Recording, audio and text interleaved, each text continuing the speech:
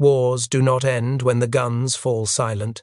They end when someone decides what to do with the enemy. In May 1945, Germany was defeated. The fighting was over, but responsibility had just begun. On the outskirts of Frankfurt, Dwight D. Eisenhower made a choice. No rulebook demanded, and no victory required. He raised his hand and saluted an enemy. This is not a story about forgiveness. It is a story about power restrained, and why the hardest decisions come after the war is won. The defeated German general stands motionless in the courtyard of a requisitioned villa on the outskirts of Frankfurt. The war is over, but the heir has not yet learned how to relax. His uniform is creased, stained by weeks of movement without rest. The boots that once walked polished hangers are now caked with dried mud from retreat roads heading south. No sidearm, no insignia of authority, no future that he can see. 5 days ago, he commanded the last operational fighter formations of the Luftwaffe men who still believed speed could outfly defeat. Now he waits. He does not know whether judgment will come as a prison cell or a rope. The courtyard is quiet, except for the distant sound of engines, American vehicles passing without urgency. The war's violence has already moved on. Then something happens that violates every rule he has ever learned. The American general raises his right hand and salutes, not casually, not ironically, not as theater, but sharply, precisely, the exact salute of one professional officer acknowledging another. The German general freezes. You do not salute prisoners. You do not salute enemies who lost the war. You do not salute men whose cause lies in ruins and disgrace. Yet the man lowering his hand is Dwight David Eisenhower, Supreme Commander of Allied forces in Europe. Eisenhower steps forward. He does not bark orders. He does not assert dominance. He does not allow cameras. He extends his hand, not to humiliate, not to conquer, to shake. In that brief, disorienting moment, something collapses inside the German general, because this is not how wars are supposed to end, and not how enemies are supposed to be treated. So why did Eisenhower do it? This was no anonymous officer. This man had a name known across Europe, a decorated fighter ace, a tactician praised in briefings and newspapers, a living symbol of German air power. From the earliest days of the war, the regime elevated him carefully, not merely for what he could do, but for what he represented. He was disciplined, efficient, a product of merit rather than aristocracy, a narrative carefully constructed to prove something larger. That German skill would always defeat enemy numbers. That courage and precision would always overcome mass production. That genius mattered more than industry. He believed it. He believed 3 things with absolute certainty. First, the Luftwaffe was unbeatable if used correctly. Second, Americans were dependent on quantity because they lacked quality. Third, Germany's victory was not a question of if, but when. Every briefing reinforced it. Every propaganda poster repeated it. Every mess hall conversation echoed the same message. The enemy was decadent. The enemy was inefficient. History itself was on Germany's side, and for a time, the battlefield appeared to agree. Then the sky changed. At first, the bombers came alone, lumbering, exposed, vulnerable. German pilots tore through them with confidence. Claims mounted. Medals followed. But then something unfamiliar appeared. Escorts. Long-range escorts. Aircraft that did not turn back. Losses increased, but the Americans did not retreat. Instead, they returned. Every week, every month. More bombers. More fighters. More crews. German pilots began to disappear faster than they could be trained. The general noticed the numbers first. Not in newspapers, but in rosters.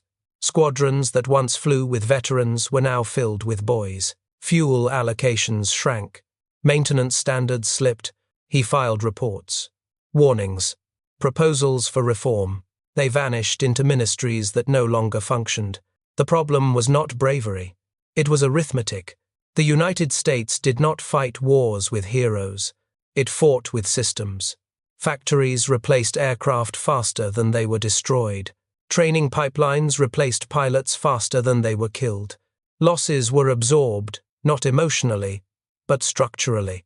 For the first time, the general understood something terrifying. Ideology does not outproduce steel. Faith does not replace fuel. Courage does not defeat logistics. And once a professional officer sees that truth, he cannot unsee it. There was one final hope: the jet, faster than anything in the sky, untouchable in theory. For years, he had argued for it, not as a miracle but as necessity. But Germany no longer rewarded practicality. It rewarded spectacle. Resources were diverted into symbolic weapons. Production was delayed by interference. Command decisions were filtered through ego and fear. When jet fighters finally reached operational units, they arrived crippled by delay. Too few. Too late. Poorly supported. Fuel shortages grounded them. Lack of trained pilots wasted them. Standing inside bombed hangars, watching mechanics cannibalize 3 aircraft to make 1 fly, the general accepted a brutal truth.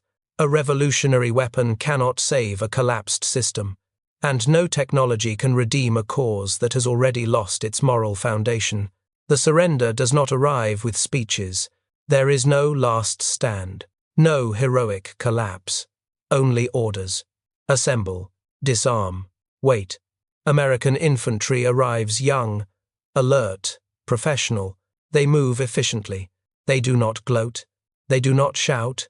Weapons are catalogued, names recorded. Then something unsettling happens.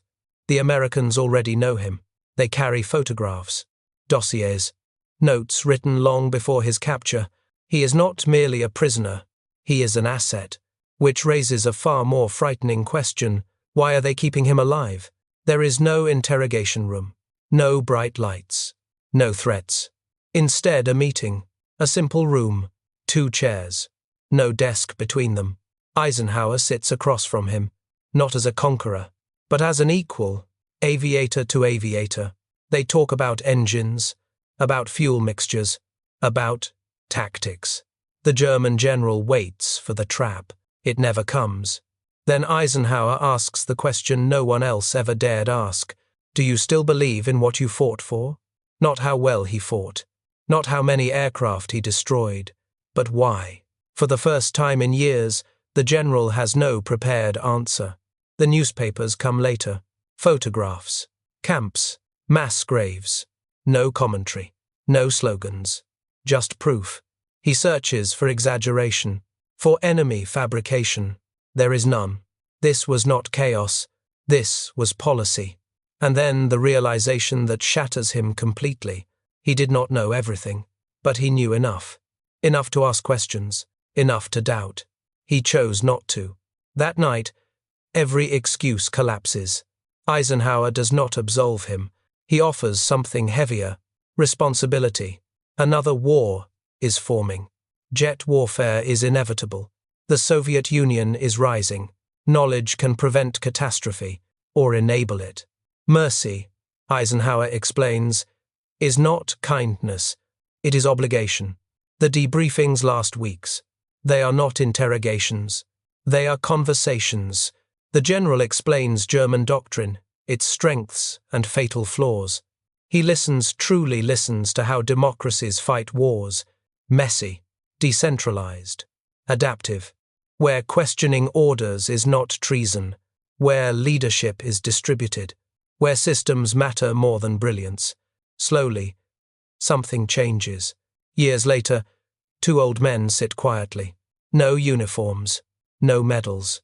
Eisenhower once saluted an enemy, not because he was innocent, but because he believed people could choose to become better. History is shaped by those who do. Because honor is not proven in victory, it is revealed in defeat. And sometimes, the hardest salute to give is the one offered, when hatred would be easier. Eisenhower did not salute innocence. He saluted responsibility. He understood that victory without restraint plants the seeds of the next war. The enemy lost his cause, his certainty, and his illusions. What he was given instead was a burden to ensure the future would not repeat the past, because honor is not proven in triumph. It is revealed when hatred would be easier, and you choose something harder.